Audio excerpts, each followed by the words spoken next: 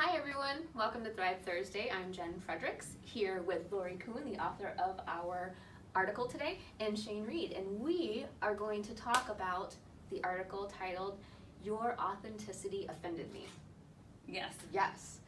And what I love about this article, before you go into a little bit of the inspiration, is how we as a community, whatever, become so offended at everything that kind of triggers us or makes us feel a little bit out of our element, and how we take that personally each time. But anyway, I want to get into why you decided to write this article and how it resolved for you then.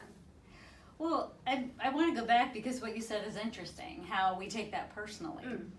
Because that's what I did in that moment. I took this personally because the premise behind it was my daughter and I started out and we were just off in our morning. And to the point where she couldn't find something, and you have kids, it becomes your fault that they can't find something. And so I'm not one to accept blame. It's like, nope, that's yours, you figure it out. And she kept trying to push it on me. Well, anyway, that's how our morning started, and it culminated in me needing to run out the door. And so you have all this energy going. She's upset, I'm in a hurry, she's frustrated. And then, boom, it's like, the ball drops. And so she responds to me by flipping me off. And my response to her is, because I'm not, well, you did what to me? I'm not used to this. It was new and totally uncharacteristic. So this isn't something she would do. So this is way out of character for her. And so I didn't know how to respond. So I'm offended, first of all. So I take it personally. And and I know better. I know it had nothing to do with me. It was coming from her frustration. Sure. It was just targeted at me in that moment. But in that moment, you're not processing this. So you have all these tools, I have all these skills, but in that moment, they somehow, because I was tired, I was in a hurry. So you have all of those things going on at once, so you don't always respond optimally. And so part of the title being Her Authenticity Offended Me was that's all she could come up with in that moment to express herself. She had all this anger, all this frustration, and that's how it came out. And the flip side was I taught her how to not keep that in. So from her childhood, I'm like, don't keep that energy in, let it out, release it. So she did a very good job of releasing it. She did, yes. It just didn't look the way I expected it to look in that particular moment. I love how succinct it was, though. Oh, yeah. Hey, Mom, here's my energy. Right. Wow, It's out there. Right. And then I responded in kind. And so that's what happens. So something happens that you don't plan. And part of what I wrote in the article is you try to bring yourself through different scenarios, especially at work. Like if you have a big meeting coming up or something challenging that is on the horizon, you try to play yourself through it. And just that way so you can handle it or you're more prepared for it. But life isn't that way. Life throws you things that you just don't think about preparing for. And then what do you do? Right. And so we saw what we read what you did. You had a reaction, and then the reaction feels icky. Yeah. And then you go into playback tape, right? And kind of, all right, what is the way I would rather respond in this situation? And what I really appreciated in the article is you went back to the foundation of your family and how you operate within your household, and you went back to those core values, those foundations that kind of bring you back to who you authentically are. Yeah. As individuals within your family system and just as individuals. Right. Yeah. Because I know people in general you don't mean to hurt each other. So you don't go through life thinking, you're an idiot and I'm going to be mean to you. I mean, there may be some people who operate like that out there, but I don't know of any in my experience. So I always try to preface things by people in my bubble or my world always have my best interest in mind. So when this came up, I knew it was a lot of energy in her, and I knew that she wasn't meaning me any disrespect. I know she loves me. I know she wants me to be a fabulous person, and I love her, and I want her to be the best she can be. And so that's all I could attach to in that moment. It was just, I know she didn't mean that, and actually I could see the expression on her face once she did it. It was kind of like, oh, that just happened. So we didn't even have to go beyond that. I could just read it in her face. And then here I'm responding, and it's one of those slow motion moments where I'm responding and I'm seeing her response to what she did, and I'm like, this isn't good, and it came out, and I'm like, okay, that just happened. So then you want to take it all back, but you can't. And so in that moment, I did all I can do, and I said, let's just think about this. I'll call you later when things have settled, and we'll talk about it, because I know this didn't go down well. And neither of us expected this. And then, I just told her I loved her, and I ran out the door, because I do love her.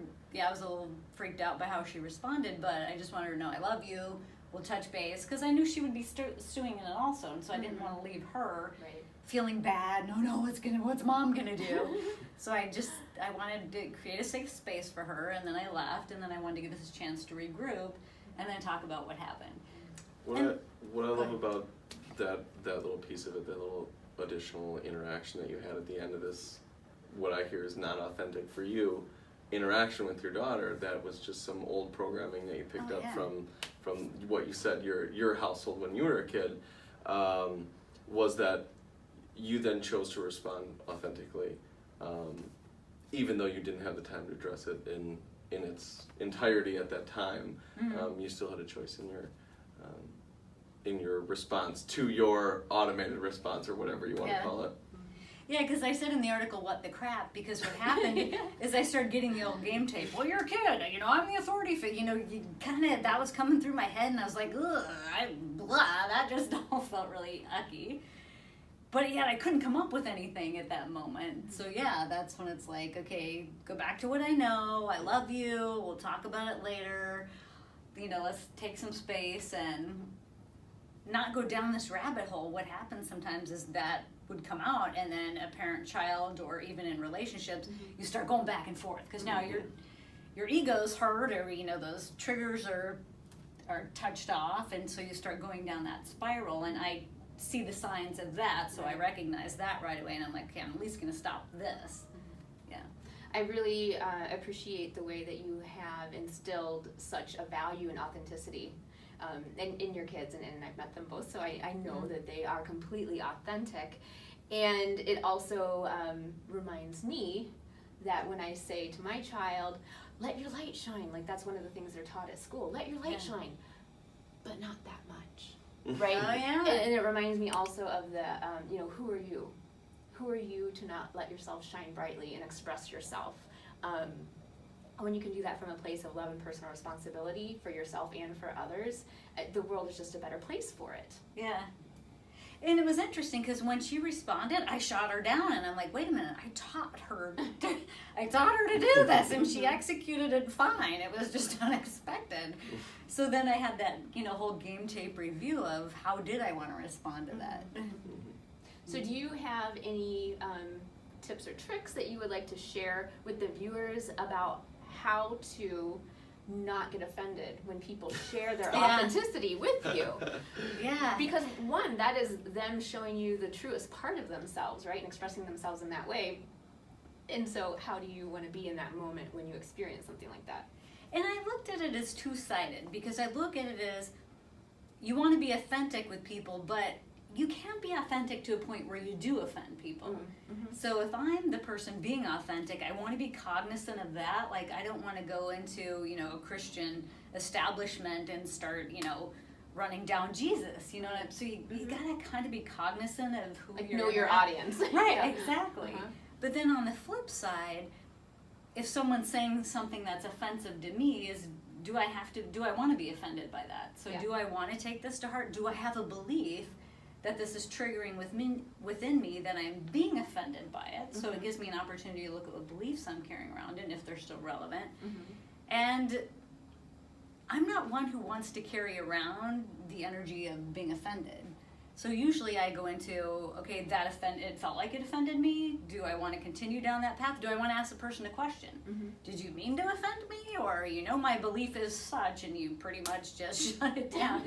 So just clarifying questions, or try to clarify what you're experiencing to see if you are, in fact, interpreting it correctly, first of all. I love that.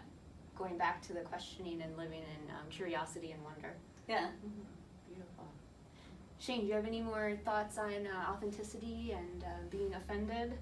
The being offended part I thought was cool, and I attached it definitely to ego.